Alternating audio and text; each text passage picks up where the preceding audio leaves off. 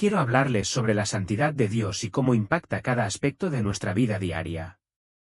A través de este mensaje, explico la diferencia entre la justificación, que es el acto legal mediante el cual Dios declara justas a las personas que creen en Él, y la santificación, que es un proceso continuo por el cual nos volvemos cada vez más como Cristo. La obediencia, lejos de ser una carga, es una expresión de amor hacia nuestro Señor y un paso esencial en nuestro camino de santidad. También debemos permanecer alertas ante las tentaciones y la influencia de una cultura alejada de los valores bíblicos. La santidad no ocurre de la noche a la mañana, requiere esfuerzo, perseverancia y la gracia de Dios trabajando en nuestro interior. Les animo a que se aferren a la palabra, mantengan una vida de oración y confíen en la ayuda divina para superar cada obstáculo. Con el paso del tiempo, podremos ver cómo la santidad de Dios transforma nuestras actitudes y testifica su poder ante el mundo. Que su santo nombre sea exaltado. Pastor, su enseñanza sobre la santidad de Dios me conmovió profundamente. La manera en que explicó la diferencia entre justificación y santificación fue tan clara y enriquecedora que cambió mi perspectiva de la vida cristiana. Gracias por compartir no solo conocimiento bíblico, sino también su corazón y experiencia personal. Su pasión y dedicación son un verdadero ejemplo para todos nosotros, y sus palabras me inspiraron a buscar una relación más cercana con el Señor. Que Dios le bendiga y siga usando su ministerio para edificar a muchos. Y en la noche de hoy vamos a tener un tema sumamente práctico y a mitad de camino yo voy a compartir 3 o 4 citas bíblicas que nos van a decir de la manera más práctica posible cómo luce la santidad. Y cuando lleguemos ahí, yo no voy a tener ni siquiera que hablar, por así decirlo. Las citas van a hablar por sí solas de una manera práctica, tan práctica que usted no va a tener nada que preguntar. ¿Usted no le gustaría saberlo así, de esa manera tan práctica, cómo luce la santidad, que usted no tenga ni siquiera que preguntar? Yo se lo prometo que lo vamos a ver hoy. De manera que la palabra va a ser el maestro en ese sentido. Rápidamente, la santidad es un tema importante. La palabra santidad aparece más de 600 veces sin sus derivados en la palabra de Dios, y eso nos deja ver con toda claridad cuán importante esto es. Todo lo que tiene que ver con Dios ha sido llamado santo. Su Biblia o su palabra es llamada santa. Jerusalén es la ciudad santa. Su nombre y su espíritu son el Espíritu Santo. Su nombre es santo. El cielo es un lugar santo, y nosotros como nación escogida hemos sido llamados nación santa. Nada que se relacione con Dios se supone que no tenga de alguna manera esa cualidad. Alguien decía que si tú no entiendes la santidad de Dios, la Biblia no hace sentido. Y eso es una gran verdad, es una verdad sencilla y que quizás muchos no la han percibido de esa manera. La cruz de Cristo no tiene ningún sentido en ausencia de la santidad de Dios, para nada. Es la santidad de Dios que obliga a Cristo a ir a la cruz a pagar por un pecado que la justicia de Dios no podía dejar pasar por alto. Sin santidad la cruz no hubiese sido necesaria. La única manera como las consecuencias de lo mal hecho tienen sentido es si yo entiendo la santidad de Dios. Y Dios nos ha revelado en más de una ocasión, en el Antiguo Testamento, en el Nuevo Testamento: sed santo porque yo soy santo. Dios no dice actúa santamente, Él dice sed. Es en tu interior, en la interioridad de tu ser, de tu corazón. Tú tienes que ser santo, y no nos da razones que no sean porque Él es santo. No es que si no eres santo va a tener consecuencias, lo cual es cierto, pero esa no es la razón. La razón es que si tú eres mi hijo, tú tienes que reflejar la cualidad de tu padre, de tal forma que tu forma de ser como hijo no desdiga del padre que te ha engendrado, te dio un nuevo nacimiento. De manera que ahí está la mejor motivación para yo ser santo, es que yo le pertenezco a un Padre que es santo. Rápidamente, para revisar algunos conceptos básicos que algunos entienden y otros no, pero tenemos diferentes niveles entre nosotros. Tenemos que aprender o recordar la diferenciación entre justificación, la santificación posicional que yo adquiero el día que nazco de nuevo, y una santificación progresiva en medio de la cual yo estoy en este momento. La justificación es un acto legal, es una acción legal por medio de la cual Dios me declara santo sin serlo en el momento en que yo nazco de nuevo, justo en ese momento. La justificación ya ocurrió en la cruz por los elegidos de Dios. Es la muerte de Cristo a favor de sus elegidos, que los justifica y nos justifica en la cruz. En la cruz Cristo no nos hizo justificables, Él nos hizo justificados, pero la puesta en acción, por así decirlo, de mi justificación se da cuando yo creo. Es como cuando yo cumplo 18 años de edad, yo llego a ser mayor de edad, pero en realidad yo tenía 18 años vivo. Pero entró en acción mi mayoría de edad en ese momento. La justificación entra en acción en el momento en que yo nazco de nuevo, pero es un hecho que ya Cristo hizo en la cruz. Ese mismo día yo adquiero una santificación posicional. Si ese día que yo no he nacido de nuevo estoy en la oscuridad, Él me llama de la oscuridad a su luz admirable, y ese día yo paso de un lugar a otro y yo tengo una santidad posicional. Yo he cambiado de posición. Y lo primero que ha ocurrido es que Dios me ha separado, y el primer significado de la palabra santidad es eso, separado, separación.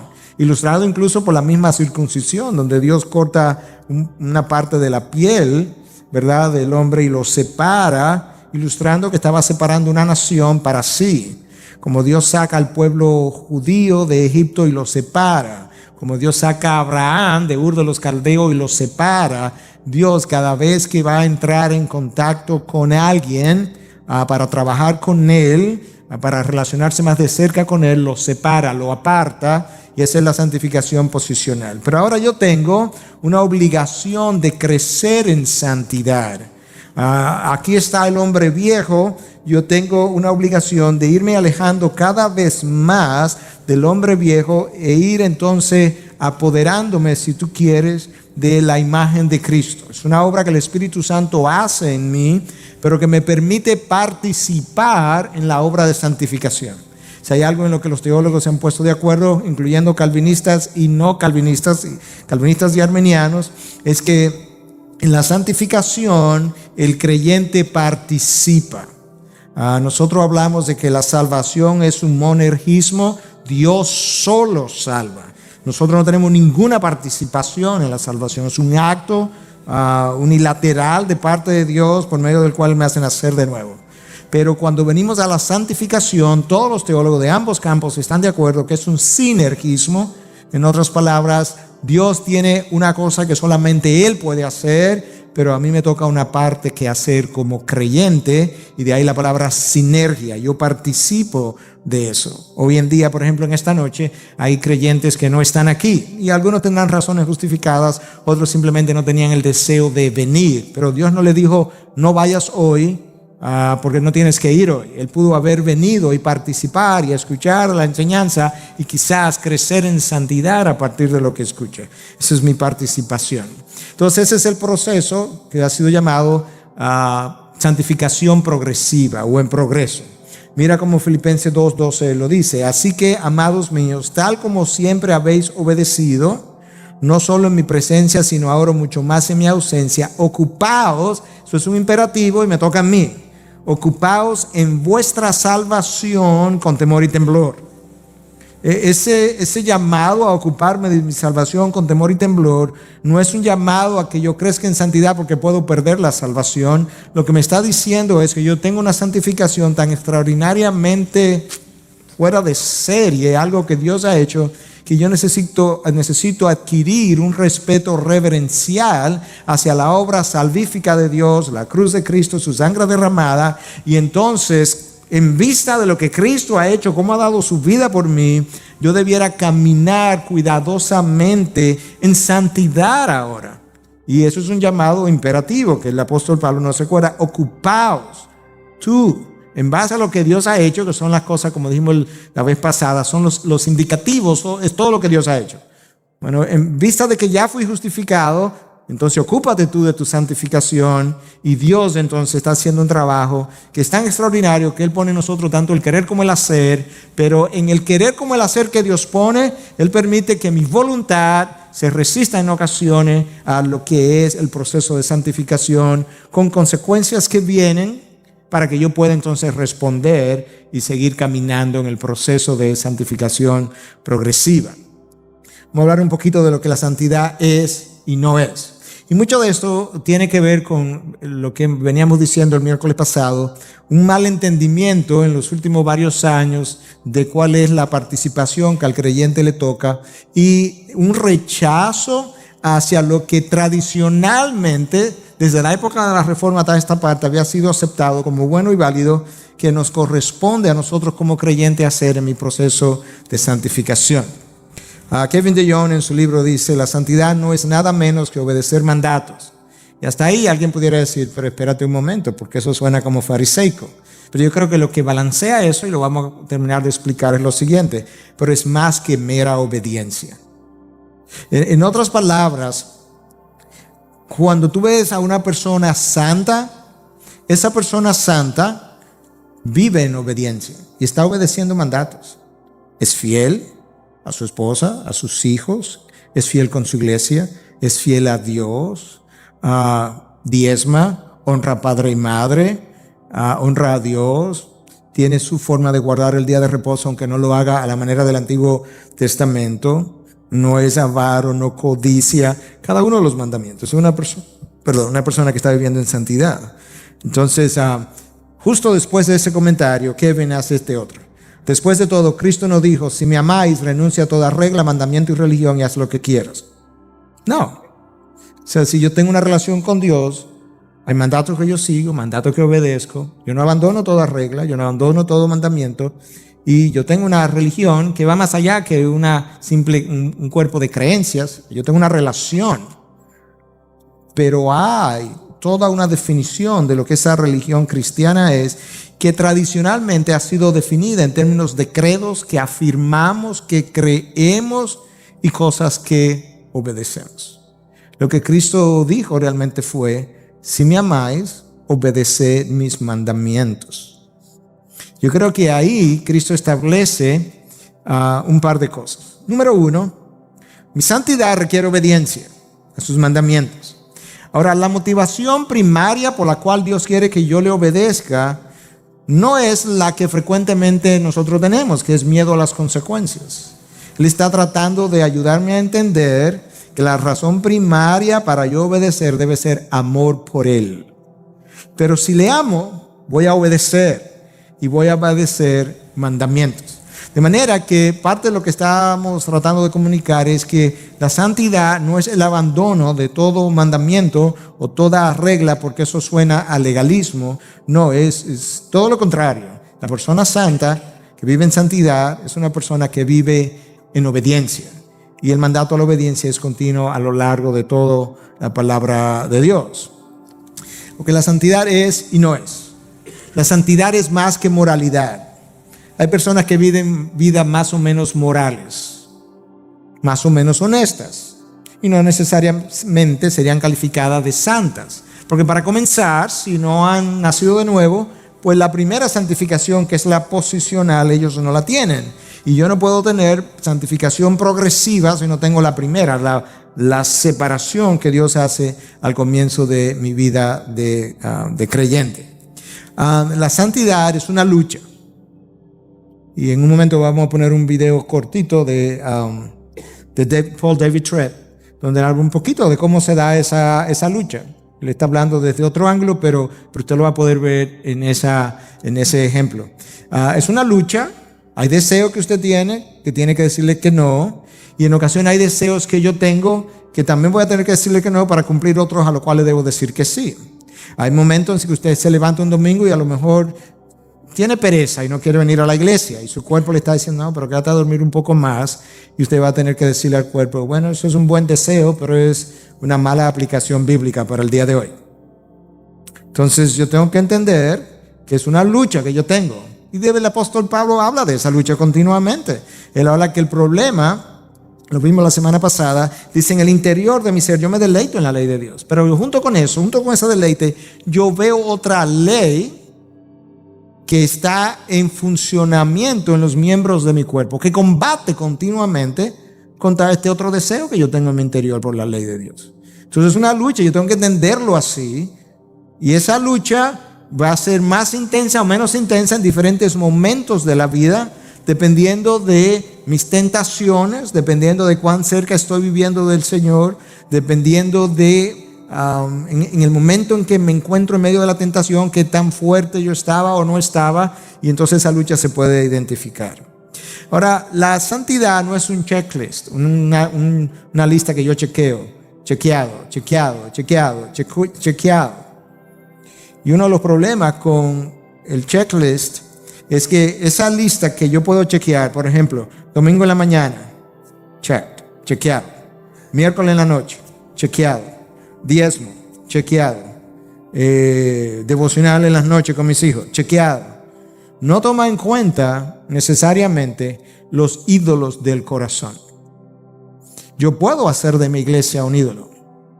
El pastor puede hacer de su púlpito un ídolo y tener su chequeado perfectamente bien. Yo puedo hacer de el diezmo un ídolo en el sentido de que, que hay mucha gente que no lo está haciendo, yo sí.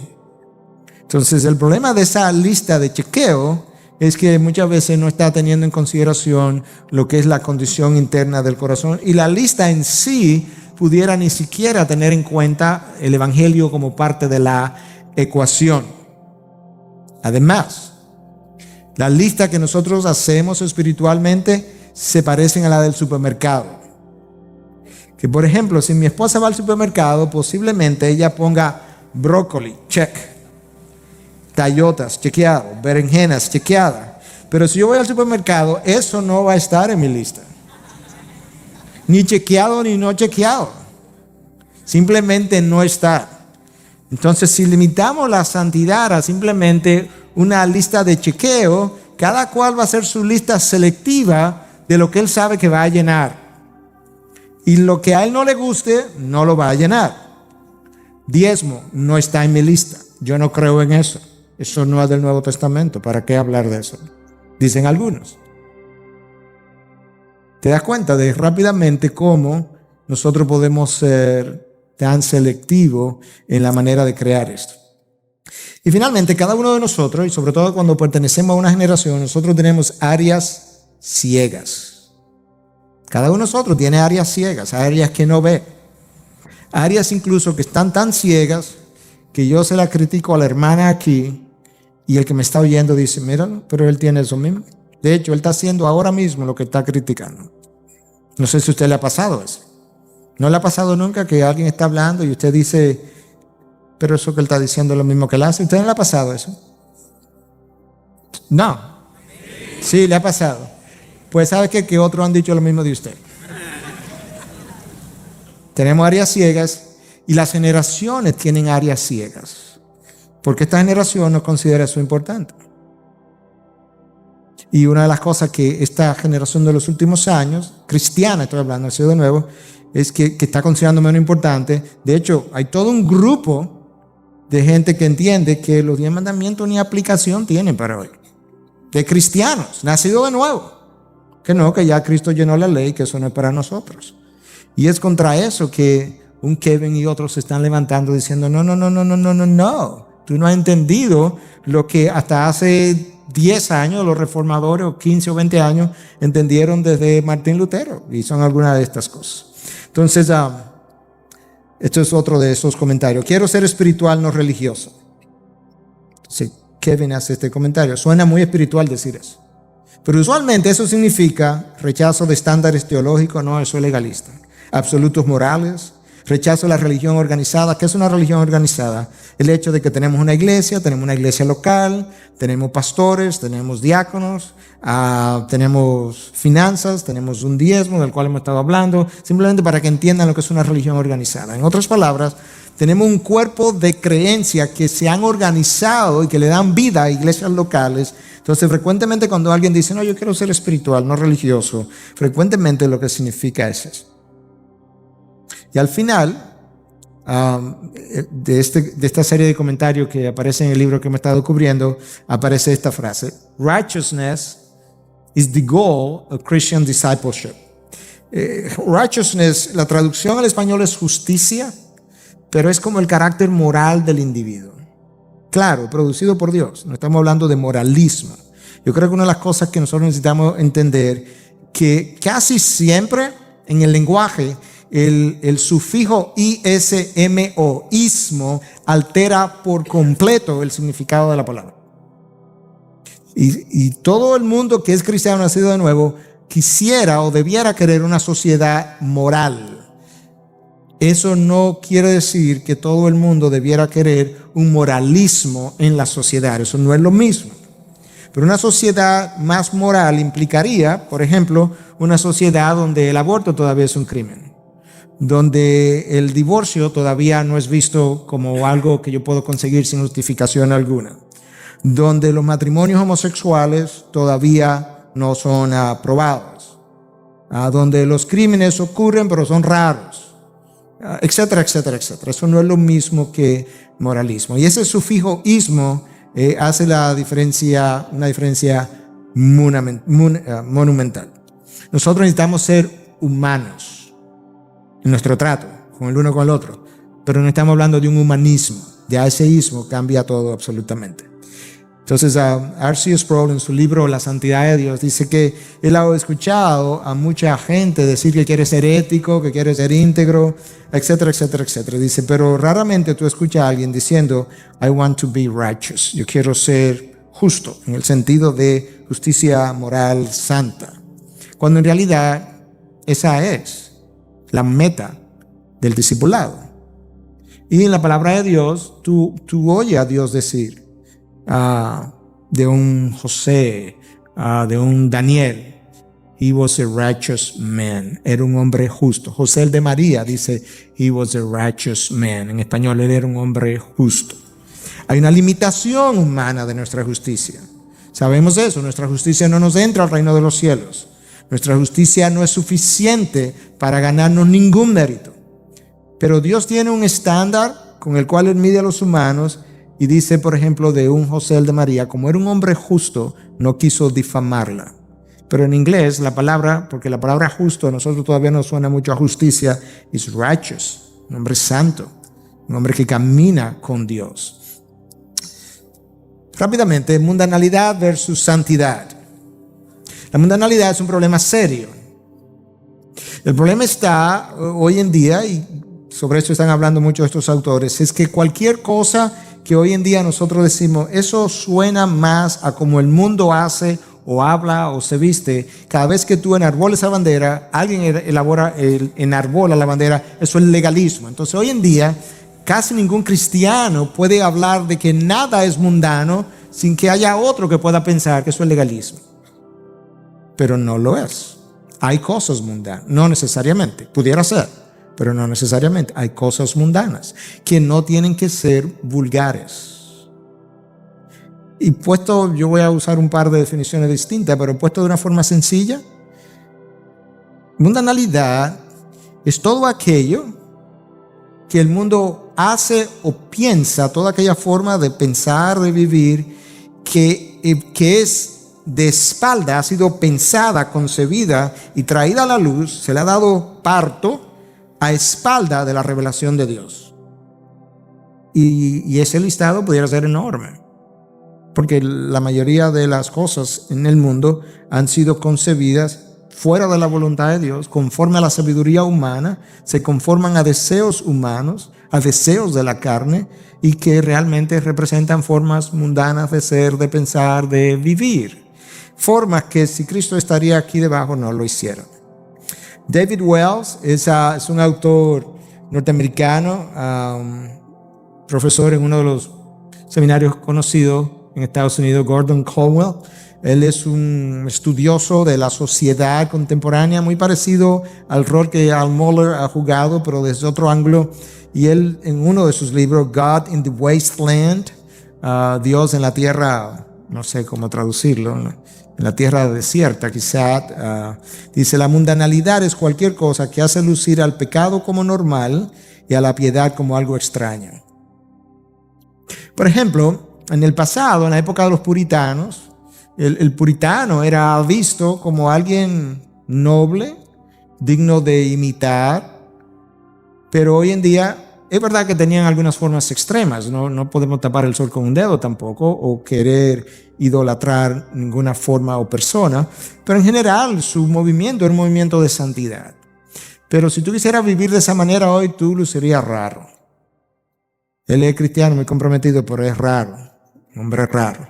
Y sin embargo, hay tantas formas pecaminosas hoy en día que son tomadas como buenas y válidas y que no nos parecen extrañas. Y yo creo que compartí esto en una ocasión anteriormente, y me tocó en esta semana compartírselo a un par de personas. Hay momentos del año, esto tiene varios años en mi vida, hay momentos del año en que yo estoy mucho más sensible a lo que es el pecado, no simplemente en mi vida, el pecado a mi alrededor, y yo estoy en ese momento ahora mismo. Y en esos momentos, el pecado a mí me duele.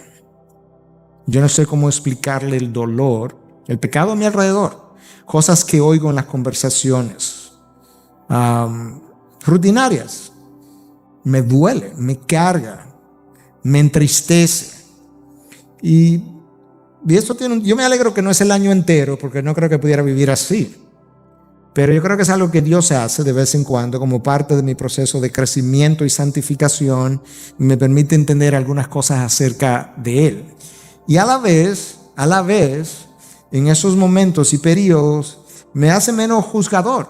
Me duele, pero me hace sentir más como tú puedes creer que esta es la condición del pueblo por el que yo morí. Ese es mi sentir. Y entonces quizá me permite sentir un poquito del gran dolor que quizás Dios siente en otro nivel y de otra forma que yo no pudiera sentir.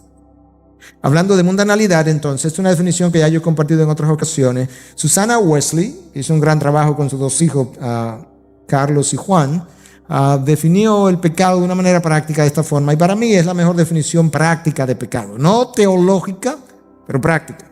Pecado es cualquier cosa que debilite tu razonamiento, altere la sensibilidad de tu conciencia, oscurezca tu apreciación de Dios, o te quite, ahí está, la pasión por las cosas espirituales. En pocas palabras, cualquier cosa que aumente el poder o la autoridad de la carne sobre tu espíritu, eso para ti se convierte en pecado independientemente de cuán bueno sea en sí mismo.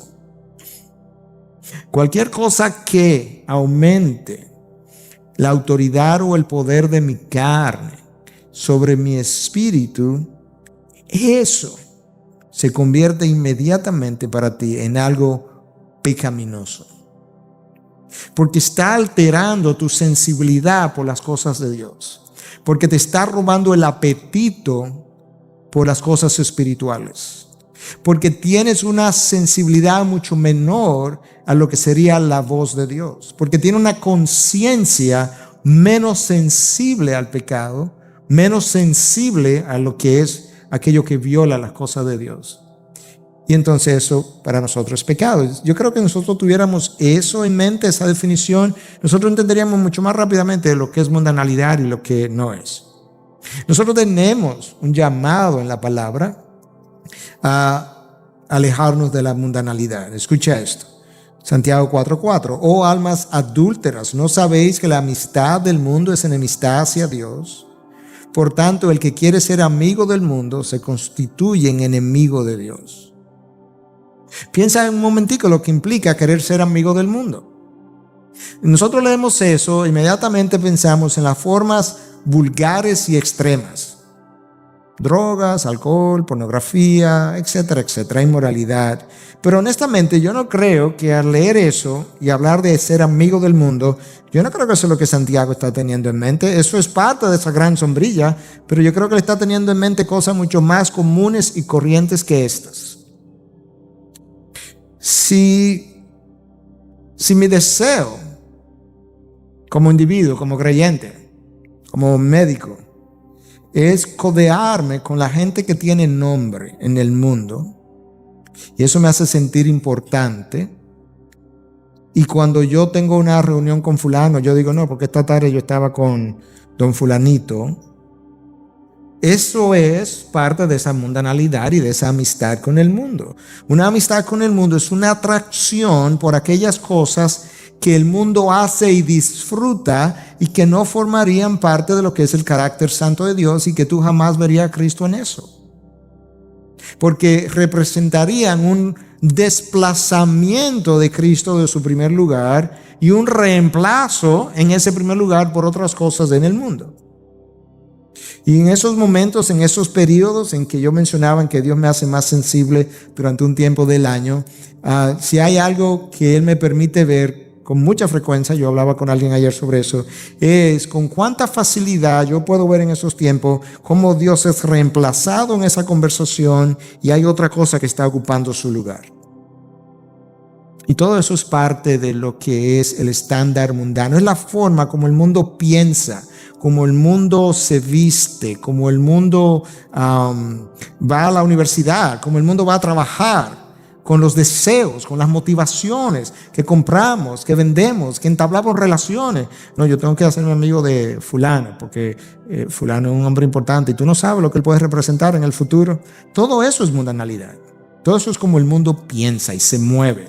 Y eso es un reemplazo de Dios, porque en ese momento yo lo que tengo que pensar, no, Dios es quien puede abrirme puertas, es quien puede abrir mi horizonte, es quien puede crearme oportunidades. Él es mi confianza y no este nombre, y no esta persona en posición, y no fulano porque tiene relaciones, y etcétera, etcétera, etcétera. La santidad tiene un costo. Y si yo no lo estoy pagando, o no me está costando mucho, pues probablemente yo no estoy caminando, avanzando al paso, al ritmo en la escalera de santificación que yo debiera. Decía alguien que el mundo no tiene cheerleaders. ¿Saben lo que es cheerleaders? Todo, ¿verdad? Esos que van a animar a aquellos que están jugando basquetbol, pelota, lo que sea, en el camino de la santidad. Nadie va camino a la santidad progresando y hay un grupo de gente, de cheerleaders en el mundo. ¡Qué bien! ¡Wow! Tú sí estás santo hoy. Sigue hacia adelante, vamos, camina. Ven que te voy a ayudar. No. El mundo tiene burlones. Gente que se ríe de nosotros. Gente que dice que es un hombre un poco extraño, sí, un poco exagerado. Yo no puedo olvidar que cuando Adán pecó, él comprometió la imagen de Dios. Severamente. Tan severamente que todas las consecuencias que hasta hoy todavía sufrimos se debe a eso. Nosotros estamos en la santificación, un proceso de renovación de la santidad o de la imagen de Dios. Renovación de la imagen de Dios. Y la meta es la imagen de Dios. Romanos 8, 28, 29.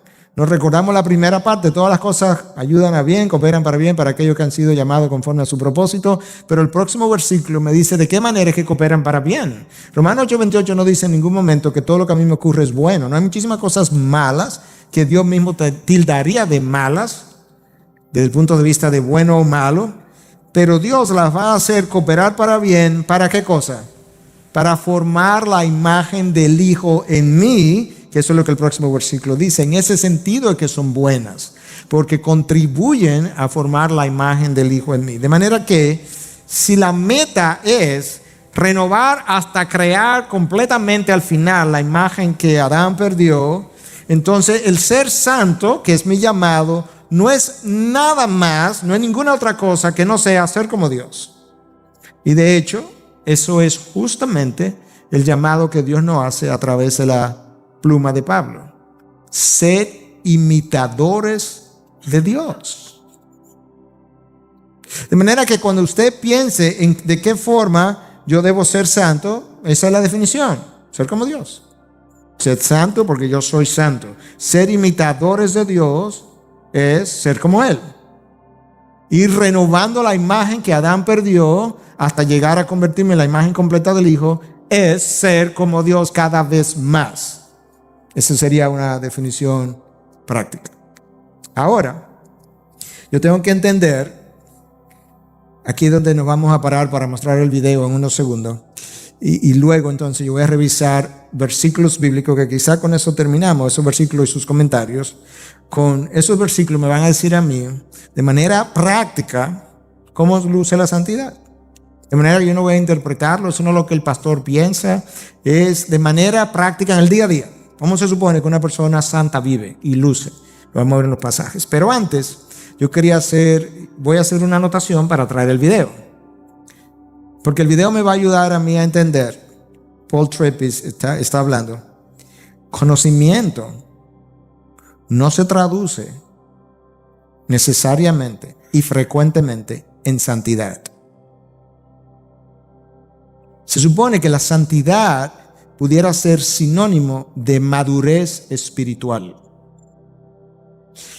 Y no necesariamente, no importa si fui a seminario y me gradué y ya me ordenaron como pastor, y no necesariamente el conocimiento que yo domino implica que yo soy un hombre maduro, espiritualmente hablando.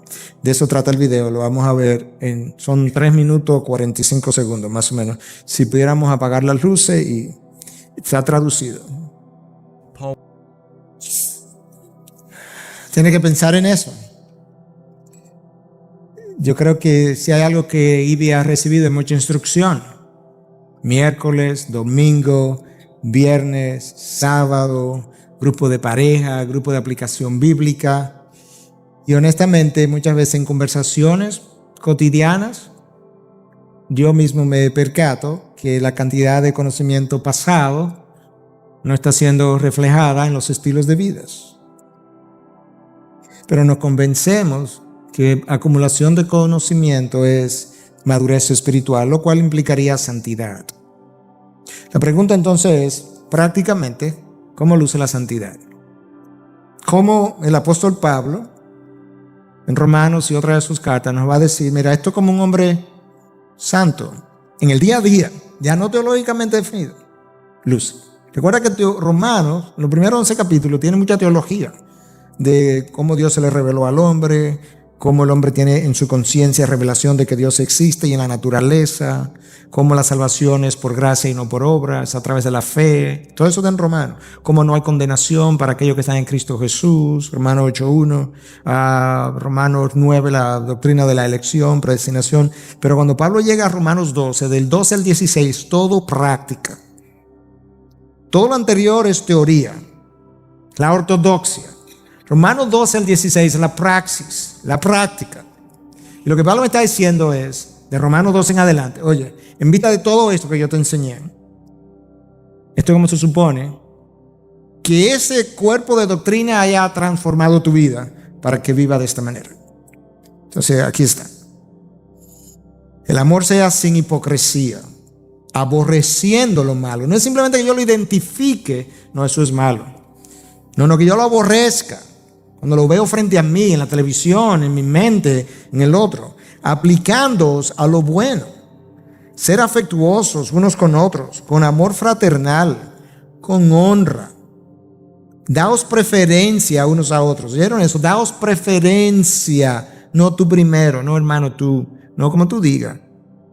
Daos preferencia a nosotros. No seáis perezosos en lo que requiere diligencia, fervientes en espíritu, sirviendo al Señor, gozándose en la esperanza, preservando en el sufrimiento. Hay sufrimiento en nuestra vida, pues tú persevera con esperanza en el sufrimiento, dedicados a la oración, contribuyendo para las necesidades de los santos. Ahí está Armidar, practicando la hospitalidad, bendecir a los que os persiguen, bendecir y no maldigáis.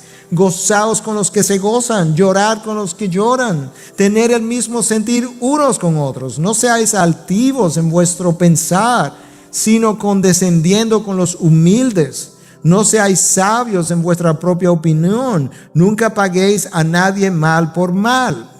Respetad lo bueno delante de todos los hombres, creyentes y no creyentes. Si es posible, en cuanto de vosotros dependa, estar en paz con todos los hombres, con tu hermano, con tu hermana, con tu sobrino, con tu sobrina, con tu padre, con tu madre, con el pastor, con la oveja de al lado. Amados, nunca os venguéis vosotros mismos, sino dar lugar a la ira de Dios. Porque escrito está, a mí es la venganza, yo pagaré, dice el Señor. Pero si tu enemigo tiene hambre, dale de comer, y si tiene sed, dale de beber, porque haciendo esto, carbones encendidos amontonará sobre su cabeza. No seáis vencidos por el mal, sino venced con el bien el mal. Esa es la primera cita. Faltan 3 más. ¿Cómo quedó nuestro retrato al lado de eso? Eso es santidad práctica. Esto no es teológico. Esto no es que, bueno, que la justificación, eso es complicado, y la santificación, la propiciación, ¿y qué es eso? Redención, y que todos esos términos son tan raros y tan extraños. Ok, pero aquí, ¿qué parte de esto nosotros no entendemos? Por ejemplo, ¿qué parte de aborreciendo lo malo yo no entiendo? ¿Qué parte de ser afectuosos unos con otros? Con honra. ¿Qué parte de daos preferencia unos a otros yo no entiendo? ¿Qué parte de tu enemigo? Ora por él. ¿Tiene hambre? Dale de comer. ¿Tiene sed? Dale de beber. ¿Tienes a alguien que se está gozando con algo? Gózate con él. Muchas veces, ¿qué nosotros hacemos? Lo juzgamos y juzgamos su gozo. Porque se puede estar enorgulleciendo. O sí, eso es ahora, pero espera que le llegue el día malo. ¿Usted no ha hecho eso, o ha dicho eso, o ha oído eso? Pablo dice, no, si él se está gozando, gózate con él. Él le está llorando, pues llora con él. Que muchas veces hacemos, también juzgamos su llanto. Bueno, ¿qué le pasa? Porque imagínate, ¿para qué estaba en eso? Llora con él. Tened el mismo sentir unos con otros. No seáis altivos. No seáis sabios en vuestra propia opinión. Tú aborreces lo malo, respeta lo bueno. En cuanto depende de vosotros estar en paz con todo el mundo. Tú y yo estamos haciendo el esfuerzo indecible para estar en paz. En ocasiones vas y hablas porque necesitas hablar, porque para estar en paz necesito hablar. Pero otras veces, teniendo el derecho de hablar, decido no hablar porque es lo que va a honrar el espíritu de Filipenses 2. Teniendo igualdad con Dios, todos los derechos, lo depuso. Y no consideró su igualdad como algo que aferrarse, sino que se hizo siervo y fue a la cruz. Y Isaías 53 me dice que no abrió su boca. Hoy en día, en nuestra generación, uno de los valores más altos es el que yo tengo el derecho de hablar y decir lo que yo quiera.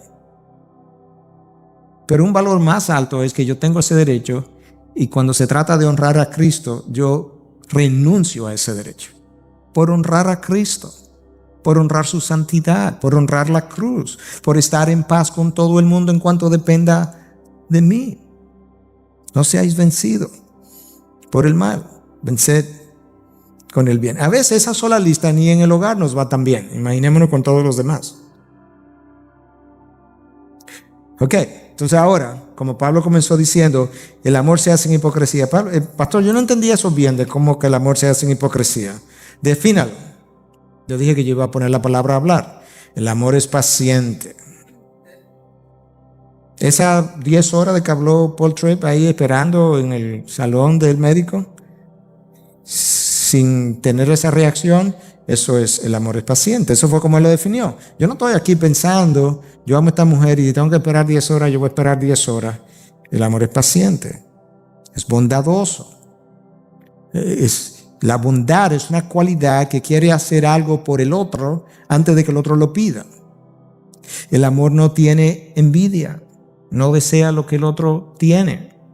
El amor no es jactancioso, no vive dándose crédito y dándose bombo, no es arrogante, no se comporta indecorosamente, no habla inapropiadamente, no irrespeta al hablar, porque eso es un comportamiento indecoroso.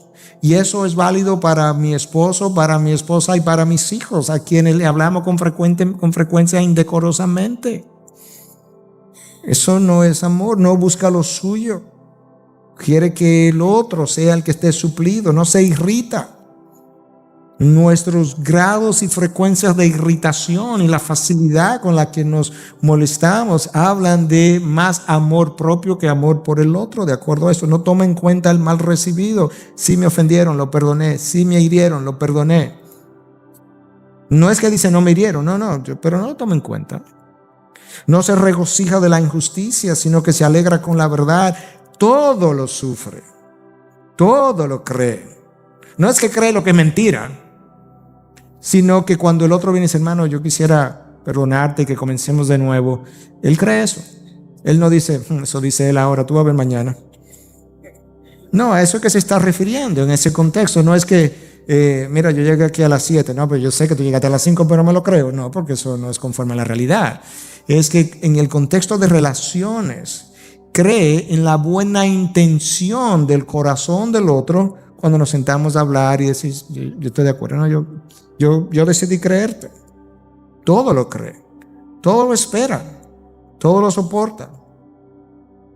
Algunos de ustedes tienen hijos que están criando y están esperando que los hijos se hagan más obedientes, pero están esperando porque usted ama a su hijo. Si fuera el hijo del vecino de al lado, usted no se sentaría a esperar por un mejoramiento de eso, probablemente lo desecha, pero no lo espera, lo soporta. Eso es un hombre santo cuando decide amar. Hombre santo que decide amar, así es que ama. Por eso yo decía que vamos a ver cómo luce la santidad, un retrato práctico de la santidad, de acuerdo a la palabra. Colosenses 3, 12 al 15. Entonces, como escogidos de Dios, santos, eso es lo que somos, y amados, revestidos de tierna compasión. Compasión ya es suficiente, no tierna compasión. Bondad, humildad, mansedumbre y paciencia, soportándoos unos a otros y perdonándoos unos a otros. Si alguno tiene queja contra otro, como Cristo os perdonó, así también hacedlo vosotros.